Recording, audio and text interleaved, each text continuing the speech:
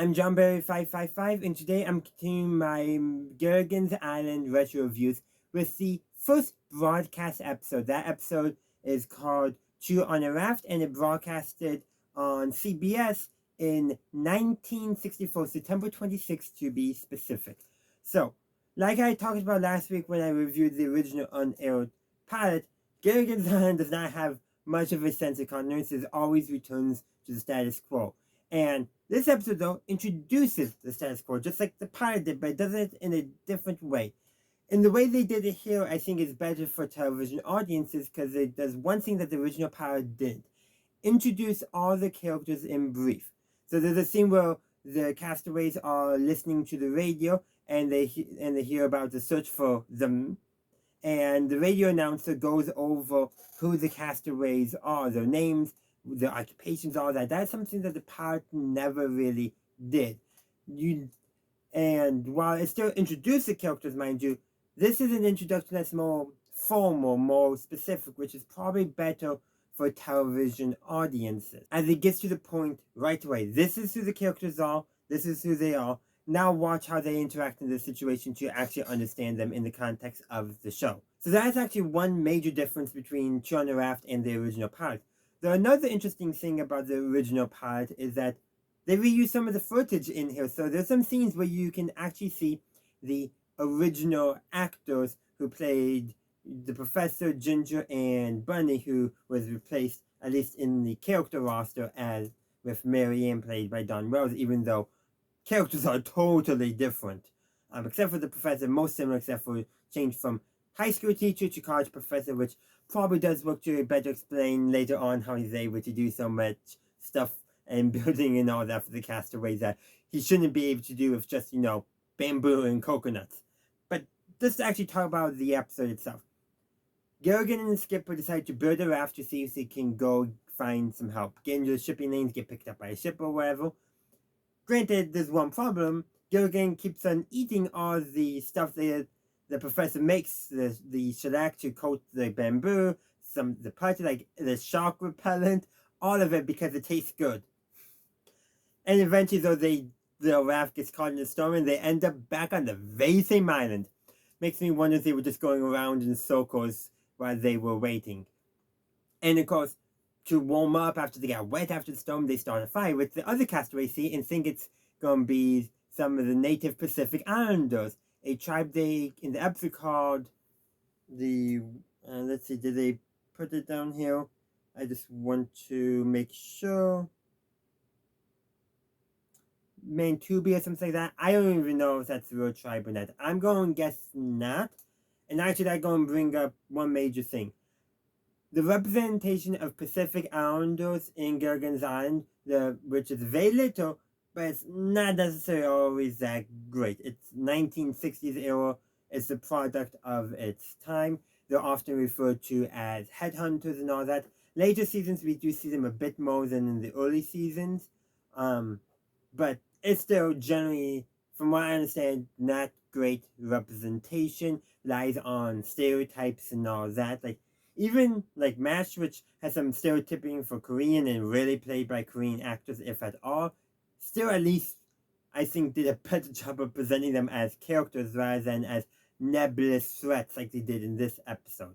But anyhow, because Gilligan and the skipper started a fire, the other castaways think that the natives have returned to the island and may be on a warpath. So they get ready, they get some conch shells so they can use as warnings, which they practice blowing, which Gilligan and Skipper hear, which makes them think they're on an island with the natives. And so they all end up at the same cave and start fighting each other because they think each other are the natives here to cause problems for them. And Gilligan and the professor are the ones who realize, oh, wait, it's all us, there's no natives. And Gilligan is like, Professor, what are you doing on this island?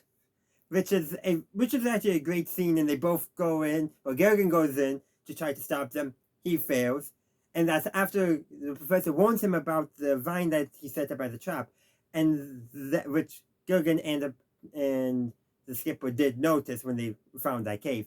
Then the professor goes in, Gilligan reminds him about the trap, and the professor actually gets him to stop. Gets all clear, Gilligan runs in, setting off the trap. Which, of course, And honestly, compare this to the last episode as the flag bottom ending gag. This fits much better for Gilligan because it's actually his fault, and it's an actual accident and doesn't rely on somebody else flying a plane above not being able to read a backwards letter P. I'm just saying. But actually, that's not the actual ending gag. Everyone's climbing out, and Gilligan's the last one to climb out of the cave after they dug themselves out of the rock slide that they caused. And the skipper is like, Gilligan, you come out here right now, angry and all that. So apparently Gilligan found some native dress in the cave, dresses up, and scares everyone into running away so he could get the last laugh. And that's actually one thing that that happens a little bit more in the prop series than we saw in the past, where Gilligan sometimes is actually able to get the last laugh, which is always a great thing because, he's not always the butt of the joke. Though it is called Gilligan's Island for a reason, and that's, Gilligan making a mistake, doing, silly things and all that is going to be a common occurrence, and it's going to be the source of a lot of the humor that we will see in our journey talking about Gilligan's Island. And honestly, in my retro reviews, I'll probably be mostly talking about the humor, the jokes I like, and all that, because that's going to be the main thing.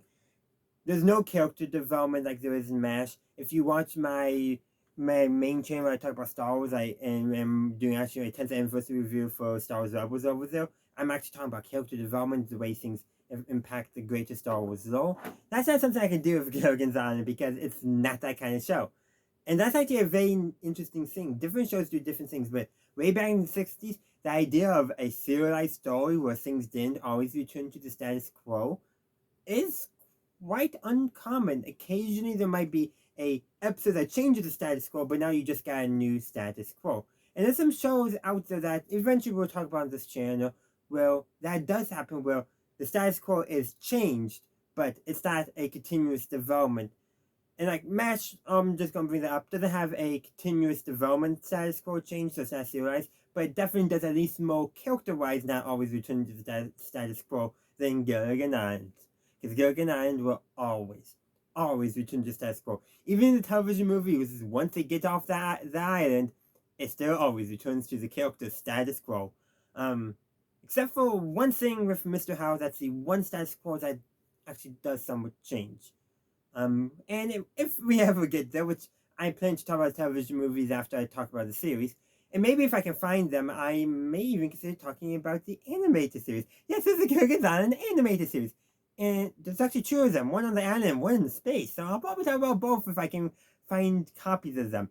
That's a big thing, finding them. So if you have any suggestions, let me know in the comment section.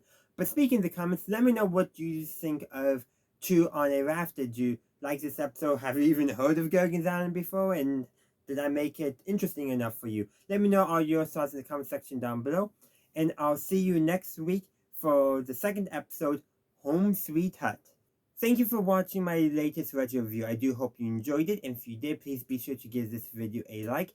Also, consider subscribing to my channel if you haven't done so already. And I hope to see you for my very next video.